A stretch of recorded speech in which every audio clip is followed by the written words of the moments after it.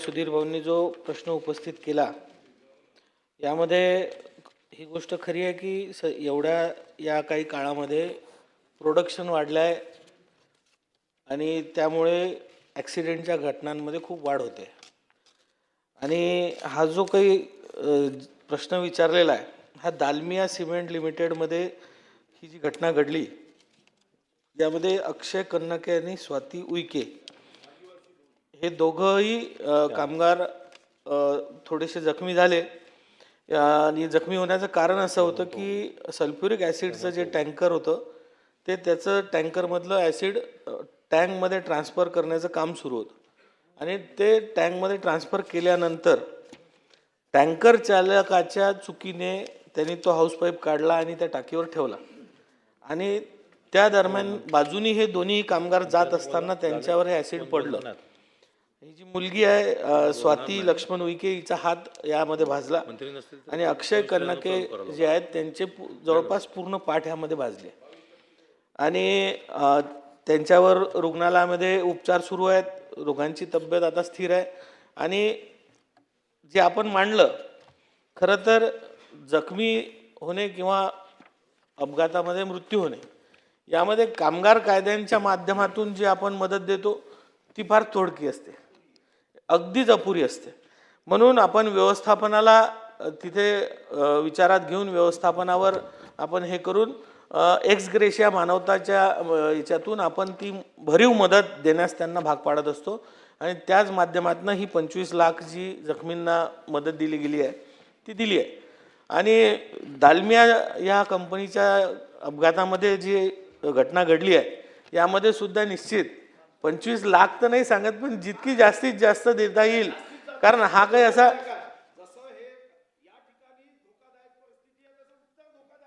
नाही धोकादायक नाही आहे.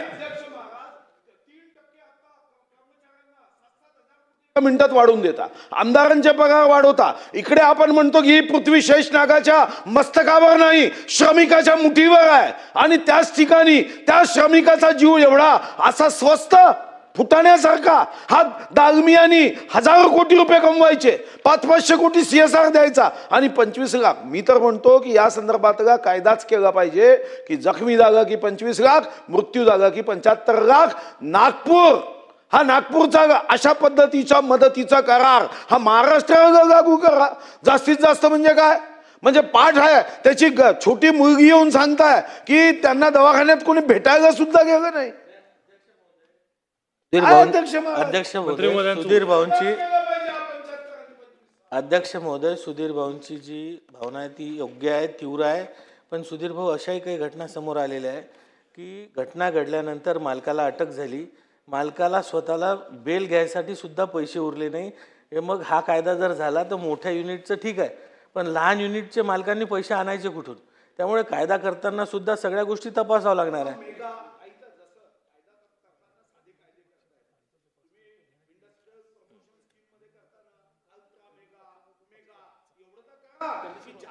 मी तेच सांगतोय ना भाऊ, शीट मध्ये प्रॉफिट आहे त्यालाही तुम्ही 25-75 करणार नाही असं तर होणार नाही. नगरसेवकांना एक पगार, आमदारांना दुसरा पगार असं करतोच ना आपण काय आमदारांचा पगार नगरसेवकांना देतोय का, सरपंचांना देतोय का? तेही तर लोकशाहीच्या शृंखलेमध्ये महत्वाचे आहे. तसं उद्योग क्षेत्रात समानता करू नका ना. एखादा BPL असेल, फाटके कपडे घालत असेल ठीक आहे, पण स्वतः सूट बूट शू शिवाय फिरायचं नाही महागडे आणि त्यांनी 25 लाख रुपये द्यायचे नाही. तर तुम्ही यामध्ये जास्तीत जास्त उत्तर देऊ नका.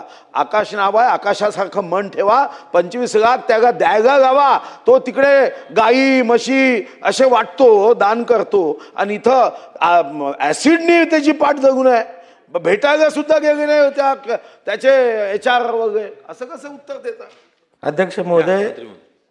निश्चित सुधीर भाऊंनी म्हटल्याप्रमाणे आम्ही व्यवस्थापनाला जास्तीत जास्त अध्यक्ष महोदय मंत्री महोदयांचं उत्तर तरी पूर्ण होऊ द्या.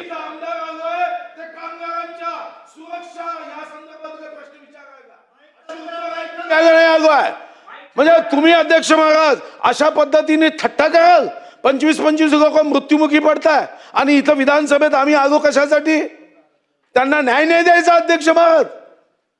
तुम्ही ऍसिड, मी तुम्हाला सांगतो, चला मी 1 कोटी रुपये देतो, त्या मालकाला आणा, त्याच्या पाठीवर आपण ऍसिड टाकू, 25 लाख सोडा, जमेल? आणि तुम्ही मान्य केलं उत्तरामध्ये दोष कोणाचा आहे? त्या कामगारांचा दोष नाही, ते तर बिचारे तिथून आदिवासी समाजाचे 2 लोक आहे, राष्ट्रपती आमच्या आदिवासी भगिनी आहे, तुमच्या समोर आमचे आदिवासी विभागाचे मंत्री बसले आहे, आणि तुम्ही आदिवासींना न्याय देत नसाल तर अध्यक्ष महाराज, हे आमच्यासाठी धोक्याची घंटा आहे, धोक्याची घंटा आहे. दोन्ही आदिवासी आहेत, काय चुका अध्यक्ष महाराज? अरे मंत्री तुम्ही महोदय, उत्तर घ्या. 25 लाख रुपये तर द्यावेच लागतील, बाकी तर मग नंतर आहे प्रश्न.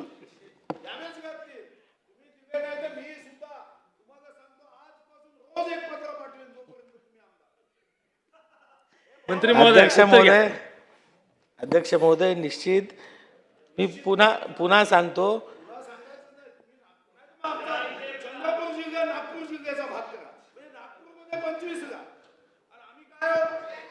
सुधीर भाऊ आपण माझ्यापेक्षा अनुभवी आहे, आमचं जेवढं आयुष्य आहे तेवढा तुमचा अनुभव आहे, आणि मी तेच मंत्री महोदय, सांगतोय आपण बोला, उत्तर कम्प्लीट होऊ द्या भाऊ.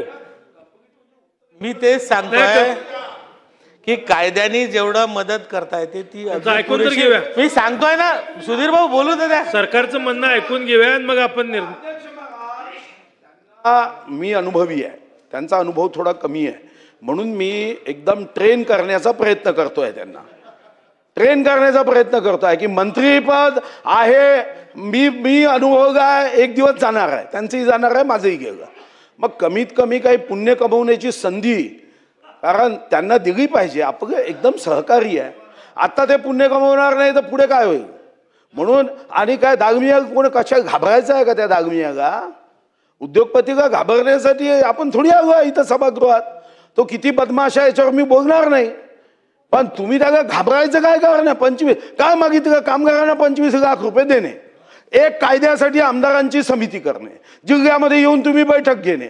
मी तुम्हाला यासाठी सांगतोय, अन्यथा मी आकडे शोधतोय, गेल्या इतक्या वर्षामध्ये एकाही तिच्या CMD कोणालाही कधीच शिक्षा झाली नाही.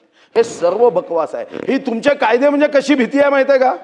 माझी 3 वर्षाची नातीन आहे, हुशार आहे, ती नेहमी मला घाबरवण्यासाठी काय करते, कधी प्लॅस्टिकचं उंदीर असं आणून सोडते, कधी अजून काही सोडते. ठीक आहे, मी घाबरण्याचा भास करतो, पण तिला एवढी बुद्धी आहे की आजोबाला एकदा उंदीर ठेवला तर दुसऱ्या वेळी ती उंदीर ठेवत नाही, कारण माहिती आहे की उंदीर ठेवला हे माहीत झालं तर प्लॅस्टिकचं ठेवायचं नाही. तुमचे कायदे तसे आहे, कायदे बदलले पाहिजे. तेच ते कायदे, या कायदे कोण घाबरत आहे तुम्हाला? तुम्हाला आमदारांची समिती करणं गरजेचं आहे. 25 लाख द्या, आमदाराची समिती करा आणि मन मोठं ठेवा, पुण्य कमवा, पुढे जा, आयुष्यात मोठे व्हा. हीच एक अनुभवी मंत्री म्हणून आपल्या छोट्या 25 लाख तर द्यावेच लागेल. अध्यक्ष महोदय, आदरणीय सुधीर भाऊंचा अनुभवातनं आम्ही शिकतोच आहे. आणि भाऊ तुम्ही जसं म्हटलं की पुण्य घे, तर मी तेच म्हणतोय की जास्तीत जास्त मध्ये पुण्य 25च्या वर जर तो तयार झाला तर तुम्ही 25 वर का थांबताय? माझं म्हणणं आहे, आमचा प्रयत्न 25च्या वर जायचा आहे. मी त्यासाठी जास्तीत जास्त म्हणतोय, म्हणून जास्तीत जास्त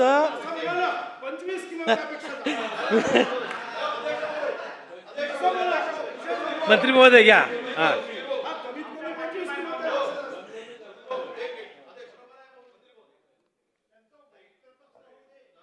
खूप झालंय ते माननीय सुधीर भाऊंनी, कारण म्हणजे सभागृहाचे एवढे ज्येष्ठ नेते सुधीर भाऊ आहेत, ते अनुभव सांगताय सगळ्या गोष्टी आणि सगळ्या याच्यातून ते मांडत आहेत. त्याला हो म्हणत आणि बघा, सरकारकडून द्यायचे नाहीत, त्या कारखानदार तो यापूर्वी याच्यापेक्षा अधिकची मदत दिली गेली आहे. तुम्ही प्रयत्न केले तर 50 लाखही मिळतील. सुधीर भाऊने तर 25 लाख म्हटले प्रयत्न. पण असं आहे की आता सध्या सरळ आणि साध्या गोष्टी, या घटना सुधीर भाऊ बसा ना जरा 2 मिनिट, तुम्हाला सपोर्ट करतो आम्ही. तर शेवट काय, आपण जिल्ह्यातले आहोत आपण, आणि प्रश्न कामगारांचा आहे. कामगारांच्या प्रश्नासाठी एकत्र आलो नाही तर कशासाठी यायचे? आणि म्हणून मंत्री महोदय, या दालमिया सिमेंटमध्ये एकूण